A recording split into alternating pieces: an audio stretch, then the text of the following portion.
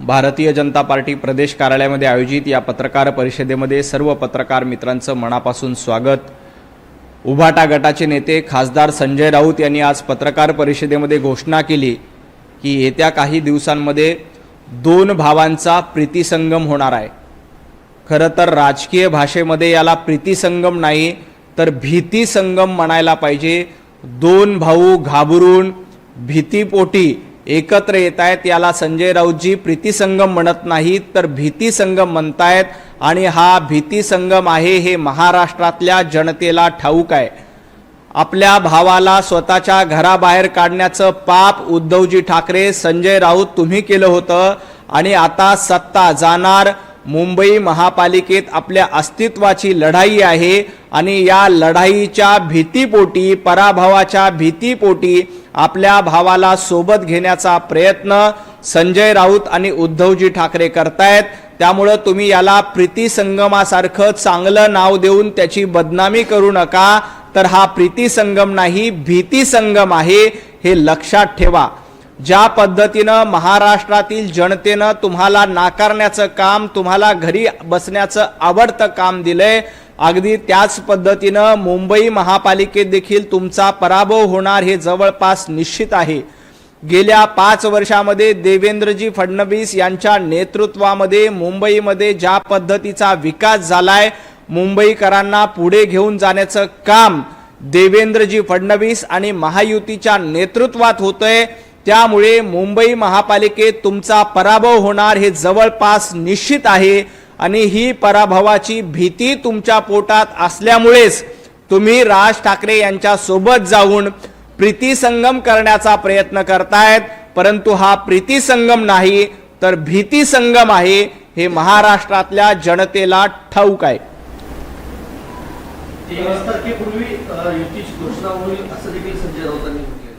खरं तर 23 तारीख करू द्या नाही तर 12 तारीख करू द्या, 16 तारखेला भारतीय जनता पार्टी आणि महायुतीचा भगवा मुंबई महापालिकेवर निश्चितपणे फडकणार आहे।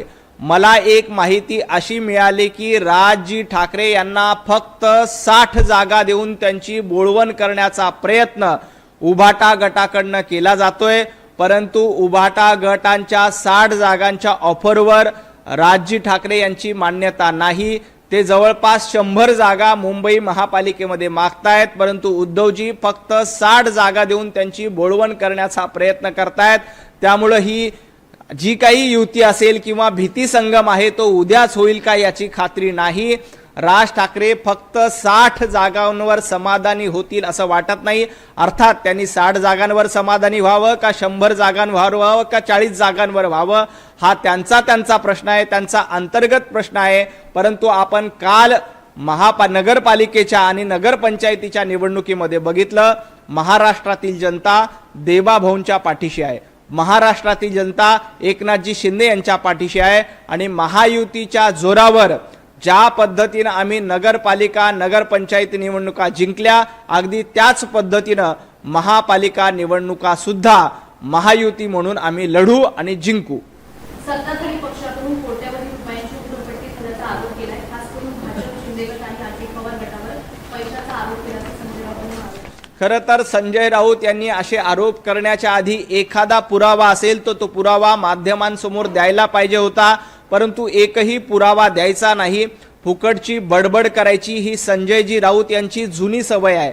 माझं संजय राऊतांना आव्हान आहे, जर का कोट्यावधी रुपये उधळले असा तुमचा आरोप आहे तर एक पुरावा द्या, एक कच्चा चिटोरा द्या, एखादी व्हिडिओ क्लिप द्या, एखादा ऑडिओ क्लिप द्या। याच्यापैकी तुम्ही काहीही देणार नाही आणि फक्त उधळपट्टीचे आरोप करतायत। संजयजी राऊत तुम्ही देखील निवडणुकीमध्ये कशा पद्धतीनं उधळपट्टी करतायत आणि कशा पद्धतीनं भ्रष्टाचार महाराष्ट्रात केला हे जनतेला ठाऊक आहे। जवळपास 100 कोटी रुपये रोज याप्रमाणे तुम्ही वसुली महाराष्ट्रात केली होती, त्याचा हिशोब केला तर 9.5 लाख कोटी रुपयाचा भ्रष्टाचार संजय राऊत तुम्ही केला असा मी आरोप करतोय। परंतु असे आरोप करण्यात काही तथ्य नसतं, त्यासाठी पुरावे लागतात। ते पुरावे तुमच्याकडे आहेत का? पुरावे असतील तर बोला असं माझं संजय राऊतांना आव्हान आहे।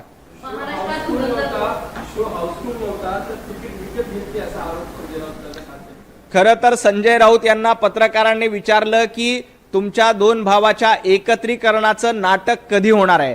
आता पत्रकारांना देखील माहीत झाले की हे नाटक आहे, दोन भाऊ एकत्र येतात हे नाटक आहे, हे पत्रकारांना देखील मान्य केलं आणि त्यामुळेच पत्रकारांनी प्रश्न विचारला की दोन भाऊ एकत्र येणार हे नाटक हाऊसफुल होणार का? संजयजी राऊत, तुमचं हे नाटक फ्लॉप झालेलं आहे.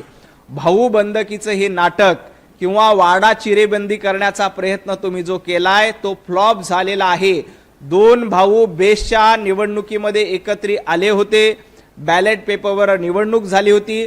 बॅलेट पेपरवर निवडणूक झाली असताना दोन्ही भावांचा, मनसेचा आणि उभाटा गटाचा दारुण पराभव मुंबई महापालिकेच्या बेस्टच्या निवडणुकीत झाला होता. मुंबईकरांनी तो ट्रेलर दाखवला होता.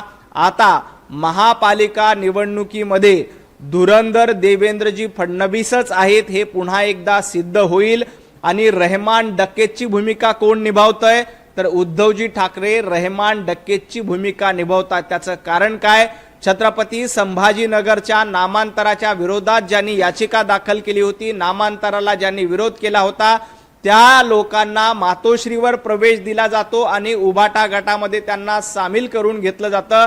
याचाच अर्थ रहमान डकेतच्या भूमिकेत दुर्दैवानं उद्धवजी ठाकरे, आदित्यजी ठाकरे आणि संजय राऊत गेलेले आहेत आणि धुरंधर हे देवेंद्रजी फडणवीसच आहेत. याच्यावर आम्ही म्हणत नाही, महाराष्ट्रातल्या जनतेनं शिक्कामोर्तब केलंय. काल आम्ही जवळपास 125 नगरपालिका आणि नगरपंचायत निवडणुकीमध्ये विजयी झालो आणि हे देवेंद्रजींच्या नेतृत्वाचं यश आहे. त्यामुळे धुरंधर कोण आहेत? तर देवेंद्रजी. आणि रहमान डकेत कोण आहेत? तर उद्धवजी आणि उभाटा गट. रोहित पवार काँग्रेसवरच नाराज दिसतात. ते म्हणतात की बीटी म्हणून भाजपचे काम करत होते, त्यांना विश्वासच काँग्रेसवर आहे. खरं तर कालपर्यंत रोहित पवारजी असं म्हणत होते की MIM भारतीय जनता पार्टीची बी टीम आहे, वंचित बहुजन आघाडी भारतीय जनता पार्टीची बी टीम आहे.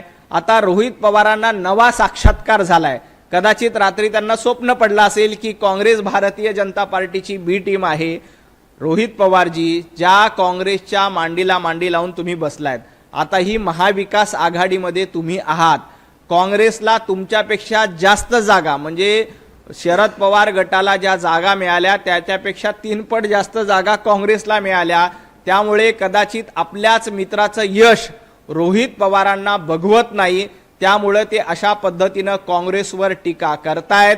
काँग्रेस कुणाची बी टीम आहे याचं उत्तर रोहित पवारांनी हर्षवर्धन सपकाळजींना विचारलं पाहिजे. रोहित पवारांनी शरद पवार साहेबांना विचारला पाहिजे. राहुल गांधींना विचारलं पाहिजे.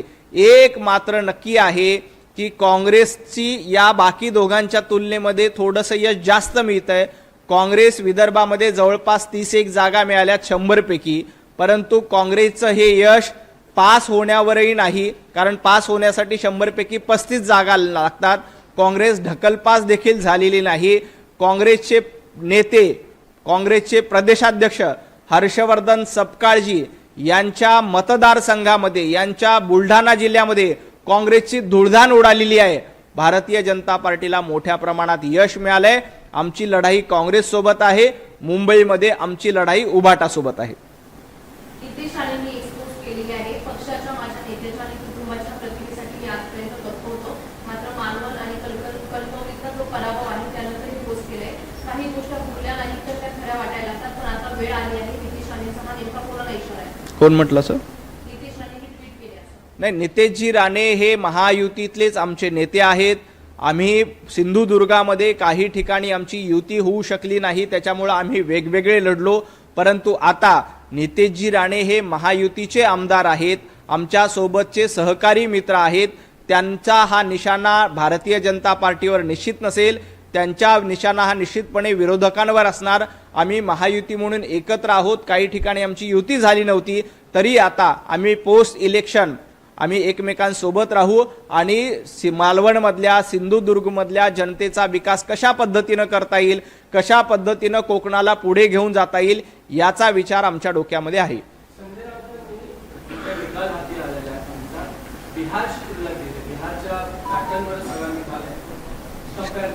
संजय राऊत कधी बिहारशी तुलना करतात, कधी तेलंगणाशी तुलना करतात. तुम्हाला आठवत असेल, लोकसभेला 48 पैकी 30 जागा जिंकल्यानंतर संजय राऊत काय आविर्भावामध्ये होते, कशा पद्धतीनं महाराष्ट्रातल्या जनतेनं आम्हालाच आशीर्वाद दिले, आम्हालाच कौल दिले, अशा पद्धतीनं वक्तव्य करत होते. विधानसभेला पराभव झाला, लगेच रडायला लागले. नगरपालिका नगरपंचायतीला निकाल लागला, लगेच रडायला लागले.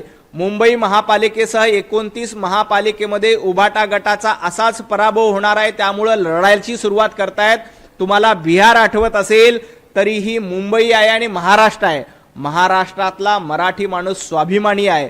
तो देवेंद्रजींच्या पाठीशी, विकास कामं करणाऱ्यांच्या पाठीशी भरभक्कमपणे उभा आहे. जे घरामध्ये बसून राहतात, जे फेसबुकवर लाईव्ह करतात, त्यांना जनता कधीही आशीर्वाद देत नाहीत. तुमच्या माहितीसाठी उद्धवजी ठाकरे गेल्या काही दिवसांपासून एक वाक्य सातत्यानं बोलतायत की माझ्या हातामध्ये देण्यासारखं काही नाही, माझे हात पूर्णपणे रिकामे आहेत. महाराष्ट्रातल्या जनतेनं देखील उद्धवजींना सांगून टाकलं, उद्धवजी आमच्या हातामध्ये तुम्हाला देण्यासारखं काही नाही, आमचे हात देखील रिकामे आहेत. आणि म्हणूनच उभाटा गटाला फक्त 8 जागांवर समाधान मानावं लागलं, कारण महाराष्ट्रातल्या जनतेनं उद्धवजीप्रमाणे आपले हात देखील रिकामे आहेत उद्धवजींसाठी हे दाखवून दिलं आणि देवेंद्रजी फडणवीस यांना भरभरून आशीर्वाद दिले. जवळपास 125 ठिकाणी भारतीय जनता पार्टीचे नगराध्यक्ष झालेत. हे कशाचं द्योतक आहे? हे याचं द्योतक आहे की जनतेचे आशीर्वाद, लोकांचा पाठिंबा हा भारतीय जनता पार्टी, देवेंद्रजी फडणवीस आणि महायुतीला आहे.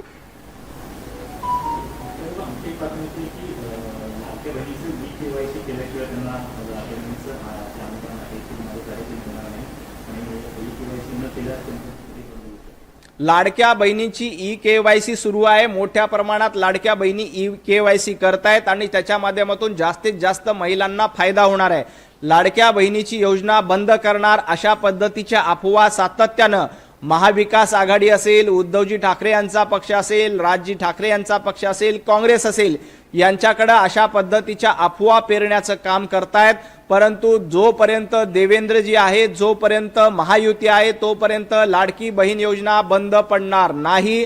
लाडकी बहीण योजना सुरूच राहील.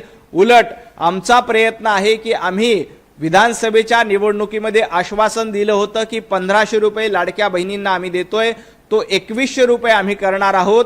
त्याचा निर्णय देखील योग्य वेळी देवेंद्रजी फडणवीस, एकनाथजी शिंदे आणि अजितदादा मिळून घेतील. कुठेही लाडकी योजना बंद पडणार नाही. ई-KYC साठी देखील आमच्या सरकारने मुदतवाढ केली. कागदपत्रांची लाडक्या बहिणींना पूर्तता करता यावी यासाठी आमचा जास्तीत जास्त प्रयत्न आहे आणि जास्तीत जास्त लाडक्या बहिणींना फायदा झाला पाहिजे यासाठी भारतीय जनता पार्टी प्रयत्न करते. एबीपी माझा, उघडा डोळे बघा नीट.